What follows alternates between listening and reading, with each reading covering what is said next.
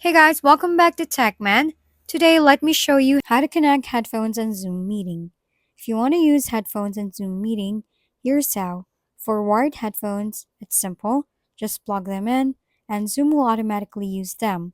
For Bluetooth headphones on Windows or Mac, first make sure they're connected to your computer. Then join or start a meeting and click Join with Computer Audio if prompted. On the toolbar near Mute or Unmute, click the arrow. Select your headphones under microphone and speaker. If they don't appear, check your device's Bluetooth settings to make sure they're connected. On Android or iOS, connect your headphones, start or join a meeting, and give Zoom any permission it asks for. Tap the Bluetooth icon in the top corner to ensure your headphones are selected. If you don't see it, your headphones aren't connected.